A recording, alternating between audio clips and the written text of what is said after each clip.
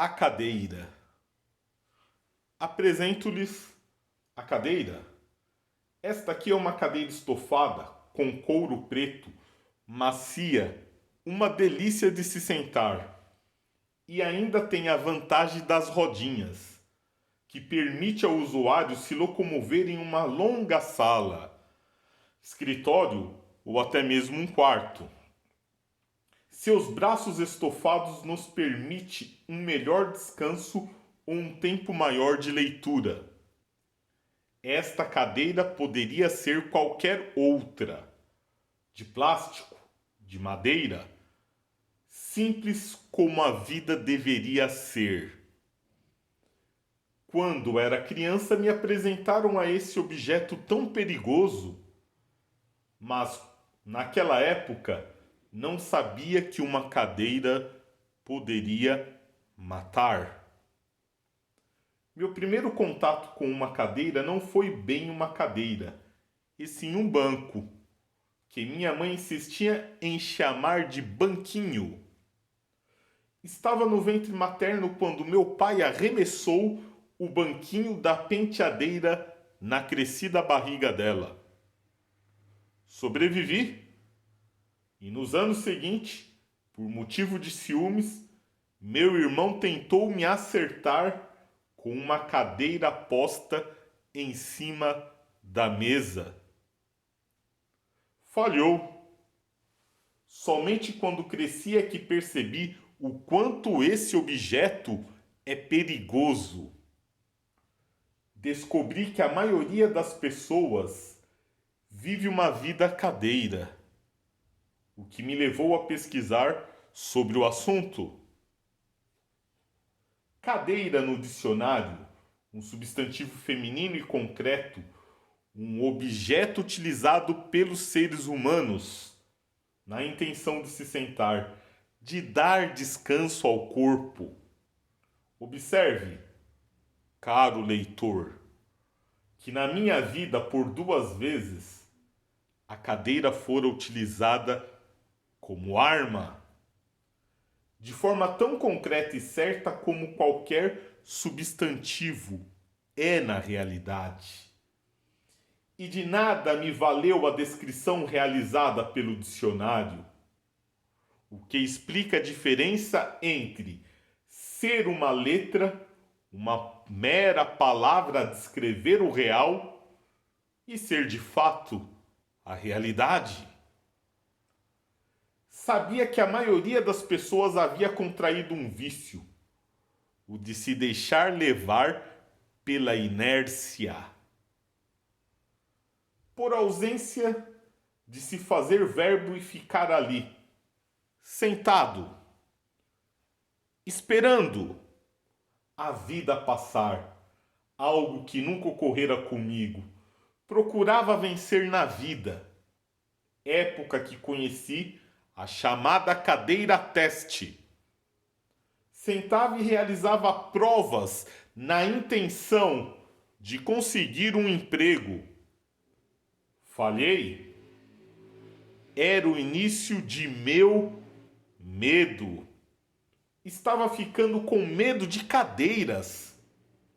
Medo que aos poucos se estendeu para as poltronas, sofás, qualquer coisa que eu pudesse sentar e descansar.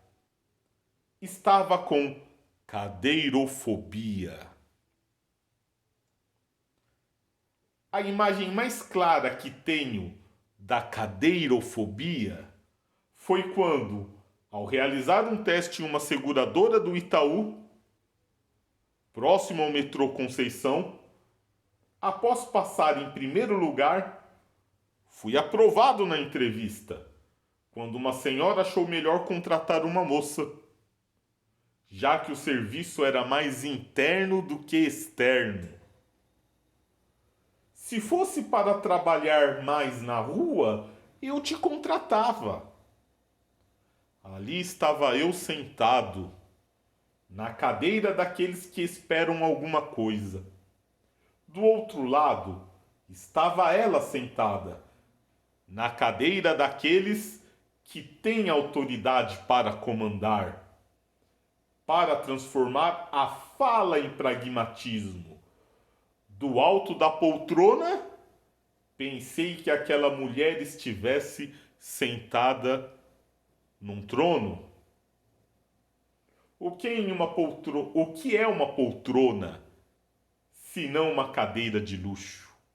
O que é um trono, se não uma cadeira de luxo específica para o uso de um rei? Acabou-se, praticamente, todos os reis na terra. Ficou no lugar dos tronos as poltronas, estofadas de couro, confortável ao extremo, para humilhar e escravizar a grande massa popular. Ainda insatisfeito com minhas pesquisas, busquei outras informações sobre a origem das cadeiras.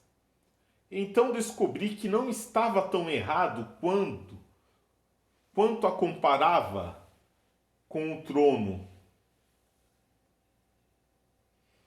As cadeiras tinham sido criadas pelos egípcios, por algum faraó desconhecido.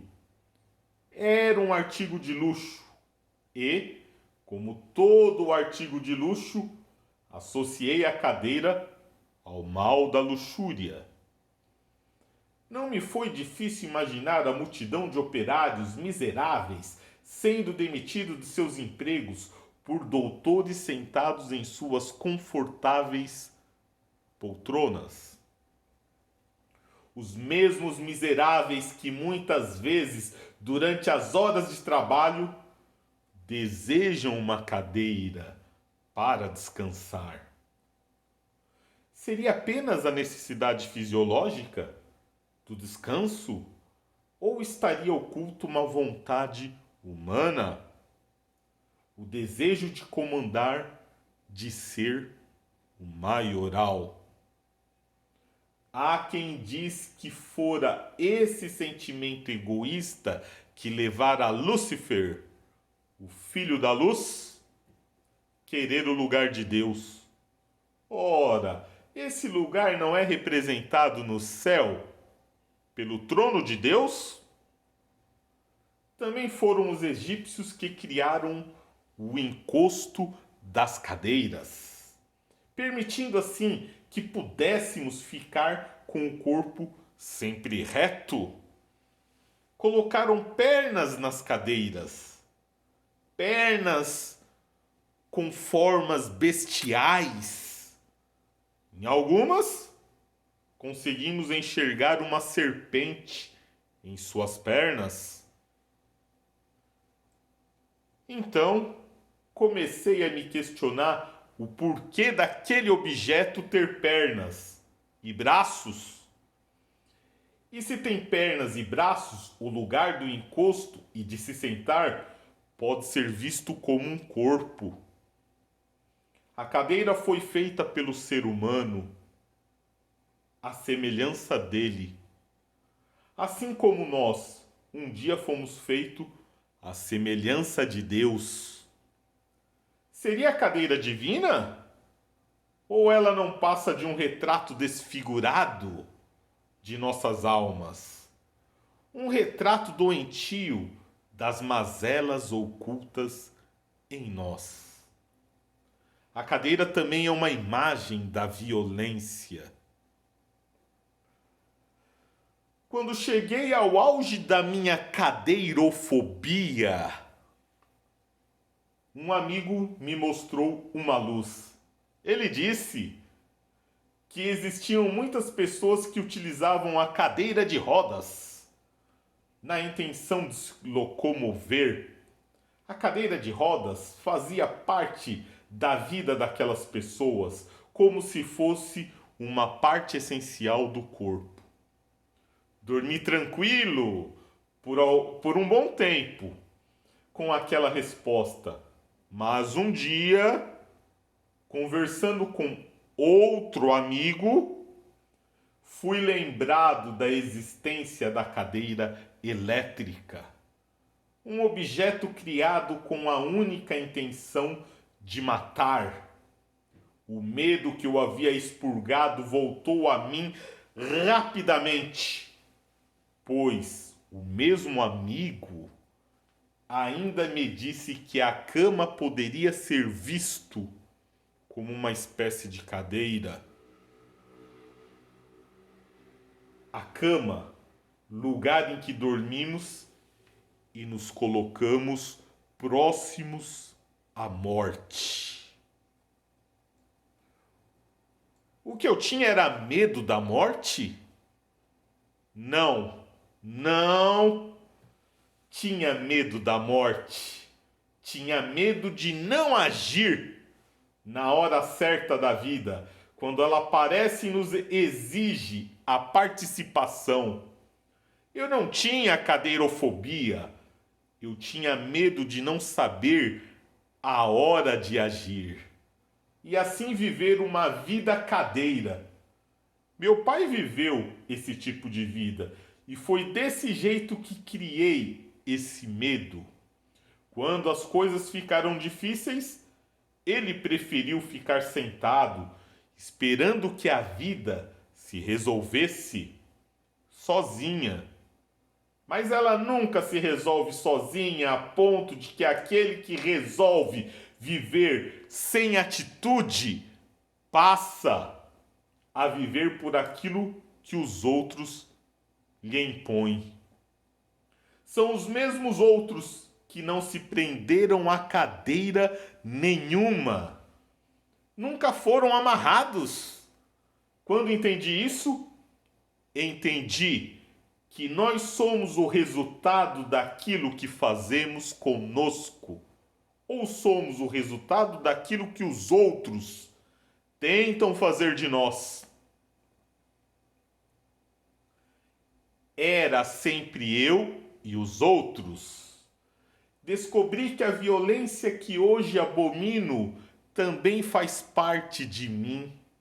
Faz parte de mim quando em mim há a ausência, a falta de atitude para mudar. Toda uma realidade errônea. A realidade em si é boa.